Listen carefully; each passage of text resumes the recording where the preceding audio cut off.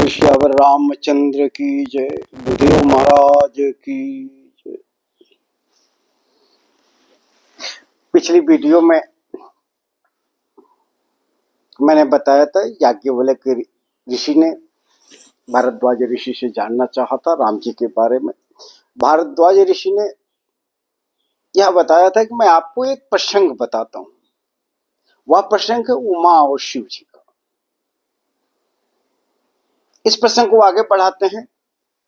भारद्वाज ऋषि कहते हैं कि एक बार त्रेता युग माही शंभु गए कुंभज ऋषि पाही। बहुत ध्यान दीजिएगा, एक एक लाइन बड़ी महत्वपूर्ण है रामचरितमानस की। त्रेता युग में एक बार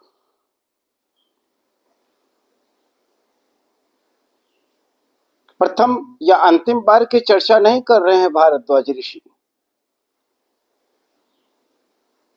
कथा का प्रसंग में बताते हैं कि एक बार ऐसा हुआ कि कुंभज ऋषि के पास भगवान शिव गए थे। अलौकिक चीजें हैं। अनादि ईश्वर भगवान शिव ऋषियों के पास जाते थे। क्या करने? राम कथा श्रवण करने के लिए। कथा का श्रवण तो आत्म शांति देता ही है। कई जगह जाना चाहिए, कई ऋषियों के आश्रम में वास करना चाहिए। वह जगह, वह स्थान धन्य होता है जहां ऋषि भगवान प्रभु जी की चर्चा करते हैं, जहां सत्संग होता है। वह वातावरण, वह पृष्ठभूमि, वह स्थान राममय हो जाता है। भगवान शिव त्रेता युग में एक बार कुंभज ऋषि के पास गए। क्या करने? राम कथा श्रवण करने के लिए। चर्चा होनी थी राम कथा पर। वहां पर कई दिनों तक राम चर्चा चली है। अकेले नहीं थे शिव जी, मां सती भी साथ में थे।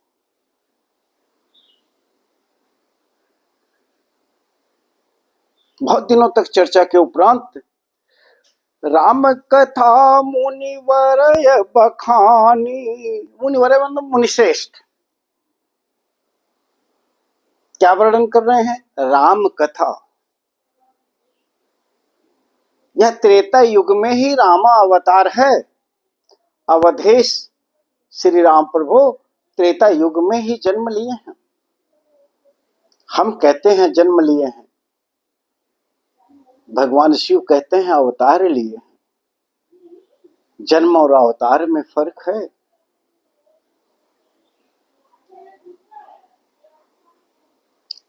तो राम कथा कुंभज ऋषि भगवान शिव को सुना रहे हैं और उसी वक्त, उसी समय रामावतार अयोध्या में हुआ है। जो रामावतार अयोध्या में हुआ है उनकी कथा कुंभज ऋषि भगवान शिव को सुना रहे हैं। इसलिए आपको यहां स्पष्ट हो जाना है कि नाना भांति राम अवतारा। राम जी का अवतार नाना भांति हुआ है। त्रेता युग 100-200 वर्षों का नहीं है, ना 10-20 साल का है। इस त्रेता युग में श्री राम प्रभु जी का एक जन्म की चर्चा कर रहे हैं हम, जो राजा दशरथ के पुत्र के रूप में अवतरित थे।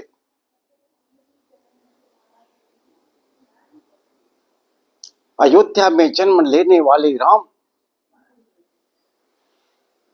उनकी कथा का वर्णन कुंभज ऋषि भगवान शिव से कर रहे हैं। और वो कथा बहुत दिनों तक चली। जो कथा बहुत दिनों तक चली हो साधारण कथा नहीं रही होगी, संक्षेप में भी नहीं रही होगी, अधिक कथा हुई होगी।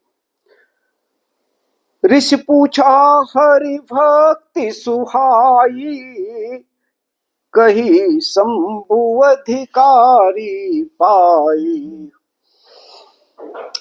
भगवान जी की भक्ति के बारे में भगवान शंभु, भगवान शिव जी ने भी बताया।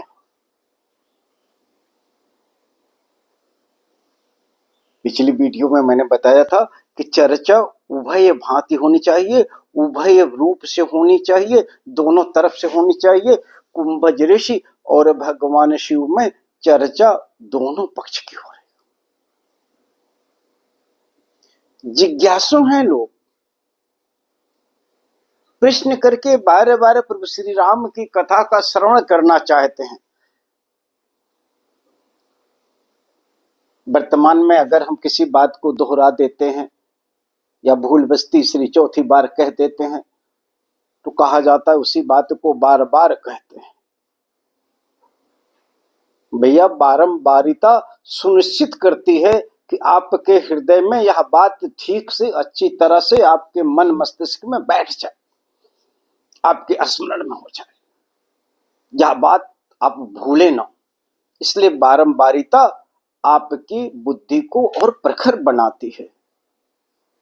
इसलिए भाई, अगर बारंबारिता किसी चीज की हो रही है तो उसको अन्यथा ना लें, उसको इस भांति से लें कि यह ही मेरा स्मरण शक्ति को बढ़ाएगी और मेरे हृदय में यह चीज अच्छी तरह से बैठेगी।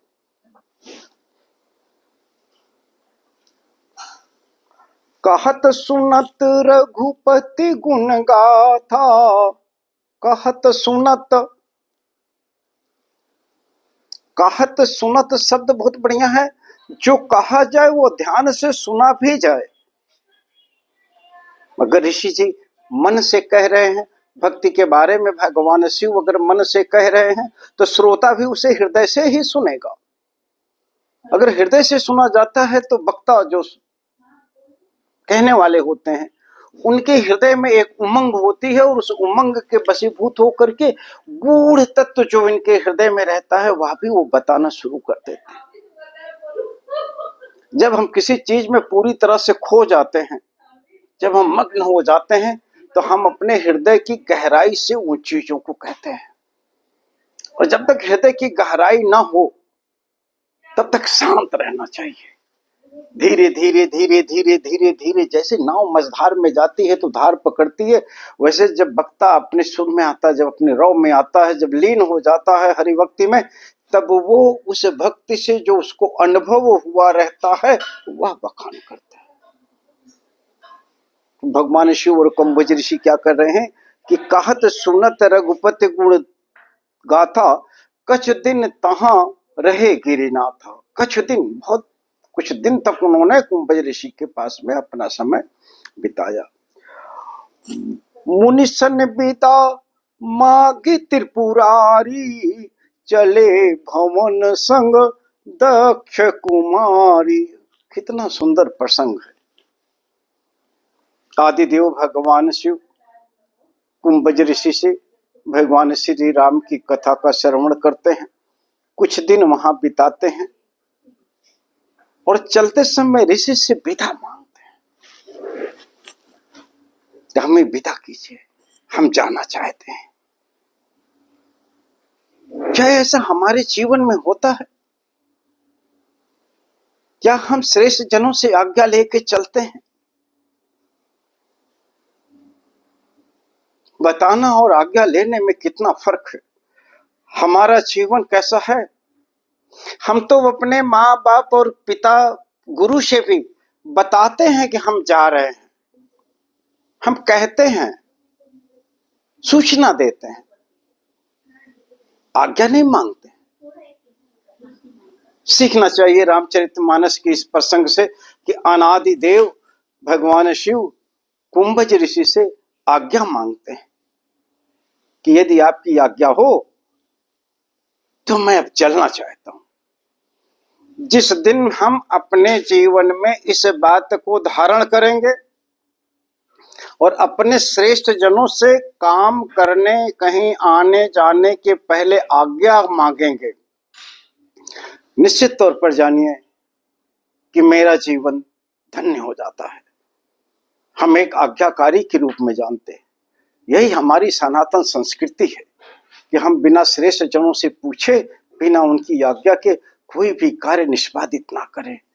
कितना अच्छा होता यदि हम इसे सीख गए होते, श्रेष्ठ जनों का सम्मान रह जाता।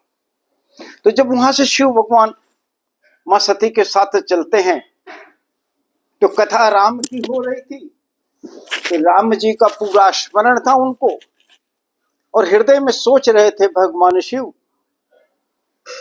कि गुप्त रूप से भगवान राम ने अयोध्या के राजा दशरथ के पुत्र के जन रूप में अवतार लिया है, किसी तरह से मेरा दर्शन हो जाता, मैं उनका दर्शन पा लेता तो धन्य हो जाता। कथा के श्रवण की महिमा देखिए कि जो भी कुंभज ऋषि से उनकी चर्चा हुई थी वह अभी तक उनके हृदय में है, उसी रस में सराबोर है भगवान शिव, और इस तरह से सराबोर है कि हृदय की इच्छा होती है कि गुप्त रूप से अवतार लिए भगवान श्री राम जी का दर्शन हो जाता तो ठीक था। कथा का दूसरा प्रश्न, दूसरी तरफ चलते हैं। उसी समय भगवान श्री राम जी की पत्नी जानकी का अपहरण हो चुका था। भगवान श्री राम लक्ष्मण जी के साथ उनको जंगल में वन में खोज रहे थे।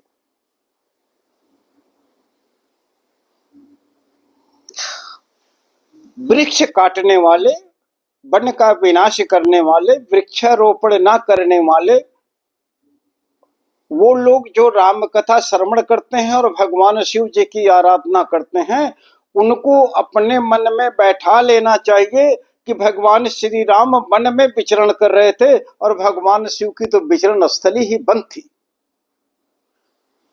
या वन ही तो पर्यावरण को सुरक्षित रखता है और संरक्षित रखता है। तो भगवान शिव और राम के उपासक जितने भी हैं जो उनकी भक्ति में लीन हैं, उनको वृक्षारोपण अवश्य करना चाहिए, वन वृद्धि अवश्य करनी चाहिए। इन्हीं वन में तो विचरण करके हमारे प्रभु खुश थे।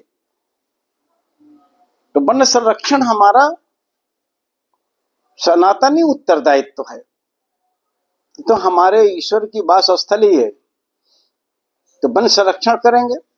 उसी समय भगवान शिव की हृदय विचारत जात हर के ही भी दर्शन हो। भगवान शिव सोचते हुए जा रहे हैं कि कैसे दर्शन होगा हमारे परम प्रिय भगवान श्री राम जी जो अवतार लिए हैं, उनका मैं दर्शन कैसे पा सकता हूं। वो तो गुप्त रूप से अवतार लिए थे, भगवान शिव जी को तो पता भी नहीं चला। अगर पता चला होता तो कृष्णा अवतार में जैसे कृष्ण जी के दर्शन के लिए चले गए थे, वैसे ही वो भी चले गए होते अयोध्या भगवान श्री राम जी का दर्शन करने के लिए। लेकिन गुप्त रूप से अवतार लेने के कारण से भगवान शिव जान नहीं पाए और कथा में इतने लवलीन हो गए, इतने प्रेम में बह गए कि हृदय में विचार करने लगे कि हमारे भगवान ने अवतार लिया है, हमारे इष्ट देव ने अवतार लिया है, और किसी भी तरह से उनका दर्शन हो जाए। हृदय से की गई कल्पना, हृदय से लिया गया संकल्प और प्रेम में पूछा गया, प्रेम में चाहा गया कोई चीज पूर्ण तो होता ही है।